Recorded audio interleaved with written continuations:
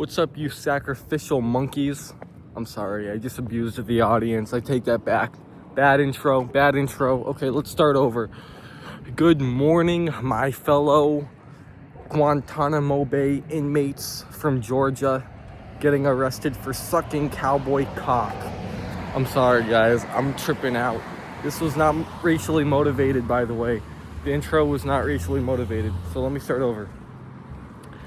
What's up, my Irish goblins getting assaulted by Paramount Plus? Today we're going to be talking about teachers. So, I understand by the title that it may seem weird that I'm saying something about like how teachers shouldn't be teaching if they don't like teaching. What do I mean by that? So, there are a lot of instances throughout my academic career, I should say, throughout my high school, middle school, elementary career, where I've heard complaining from students. I've done it myself. I was one of those people, and I think everybody complained about a teacher in their lifetime. This isn't anything new. We all complained about that one teacher or multiple teachers that we didn't like. And I just thought about it. It made me think. It made me just like sit down and think. Why be a teacher if you're gonna be a dick? Why be a teacher if you're gonna be a dick? And I try to use my empathy. And I try to look at things outside of just the student's perspective, but the teacher's perspective. Well, maybe the teacher's a dick because they have bad students or whatever. Okay, that's fine, and I'll get to that point. But first, I just want to think about somebody who decides to become a teacher and what kind of mindset they are. Somebody who becomes a teacher, I find it hard to believe that they decide, I want to be a teacher right out of high school. I want to go to college and school to become a teacher. That's right. And I think that's kind of like insane to me, because you just want to repeat your cycle of just teaching over and over. So you want to go to school you want to be taught all these years in school and then go to more school so then you can teach. So then people can be taught. Right? It's kind of a weird cycle. And then I thought about it. Let's just say, for example, what's a good example of a teacher, like a subject that I can bring on? I don't know, a music teacher. And this music teacher, well, they didn't always want to be a music teacher. They wanted to be a musician or an artist, but their career failed. That's understandable. Not everybody's going to make it. And so what they do, they're like, well, I know I have knowledge in music. I could probably teach it to somebody else. So let me do some more schooling, get my master's, if I don't have it already, and teach more. And so they teach more. That, I can finally kind of understand why you'd be a dick. Because you're pissed off. Man, I didn't make it in my career. I failed in my career. Maybe it was or was not in my control, but it happened. So I hate my position, so that's why I'm a teacher. So you can fuck off. Don't talk to me after class, and give me a few more minutes in my lunch break or whatever. Okay. But then there are the people that actually want to be teachers, but they're still dicks. And I just find that to be mesmerizing and not a good way. You're telling me your passion in life, if you really have a passion for teaching, which is understandable. Well, it's not understandable for me, but I guess it's understandable to the world since there's multiple people in the same boat. I want to teach so bad. Yeah, I want to teach. I want to talk to a class and teach. But you're still a dick. And what is wrong with you? That's the question I would ask. Are you really enjoying your career if you're a piece of shit and people are complaining? You mean to tell me that you are stressing out your students and you're raising their cortisol, which that should be a crime. By the way, let me just lay that out. That should be a crime. If you are raising people's cortisol and stressing them out, you are actually damaging their health, and that should be a crime. You should be punished for that. And I'll give you an example. I mean, there's so many instances I can't even count, but one that really stuck out to me was there was this kid named Tommy, and he was in my math class, and I overheard him complaining to our teacher about another teacher named Mr. Weinbach. Yeah, I'm name dropping. Okay? Go screw yourself. I'm gonna name drop. Mr. Weinbach. And he complained that Mr. Weinbach was giving him a hard time because he went to use the pencil sharpener and it wasn't working. And Mr. Weinbach noticed that it wasn't working when he was using it. And he said to him, he's like, well, it wasn't doing that before you used it. Just be petty and be a prick for no reason at all. Not part of the job, but whatever. And I hear Tommy complaining, and I'm like, you know what? What kind of teacher gives their students a hard time? Seriously, I understand there's teachers that are like maybe not very content and animated. That's fine. Like, you don't have to be happy at your job. Most people aren't even happy at their job. But to be a prick, to be on the offense, that's disgusting, and you're kind of weird. If you're a teacher and students are complaining about you, you're weird. You're just a weirdo. Because, bro, why are you interrupting? Yo.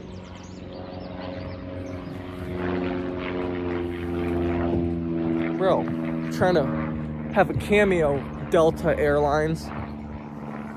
Anyways, what I was saying is, if you stress your kids out or your students out, or you are a thorn in their side, you're a nuisance and you should be cut out. You should just be cut out. Like, you are a tumor that needs to be like cut out with scissors. So that's what I think about that. So then why teach if you're gonna be a piece of shit in class? Why teach if you are gonna scare your students, make them uncomfortable, or just make them angry? Why teach if you're gonna be condescending? I had a freaking... I'll save this for another video. But I had a teacher, a health teacher, who was such a condescending prick for absolutely no reason. And honestly, fuck that guy. Fuck that guy. Wage war on your bad teacher, because they shouldn't be in that position and, doing power moves. Now, let me just say, I appreciate teachers. I really do. I don't think they get paid enough, because there are a lot of good teachers. There really are. I've had so many good teachers and so many, and a good handful of bad teachers. And the bad teachers, the worst thing about that is that they give teachers in general a bad look, and they ruin it for the good ones, and they put them all in the same bundle, which is unfortunate, because there are many good teachers, very good, nice, generous, real teachers. But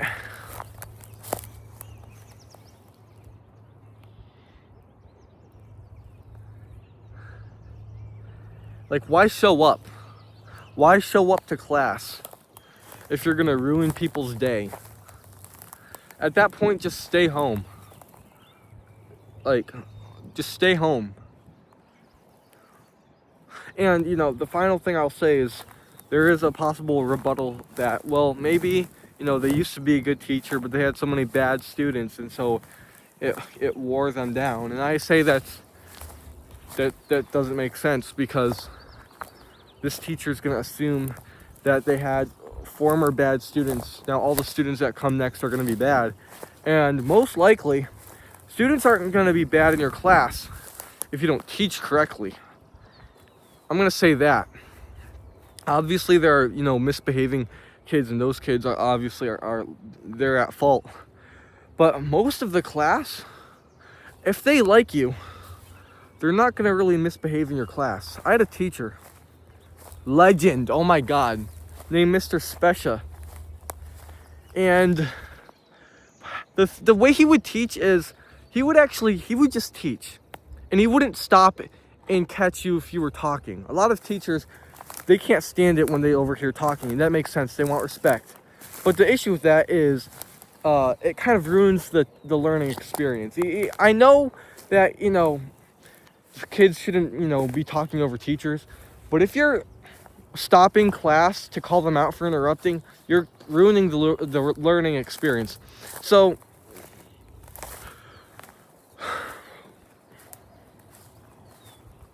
I just lost my freaking train of thought.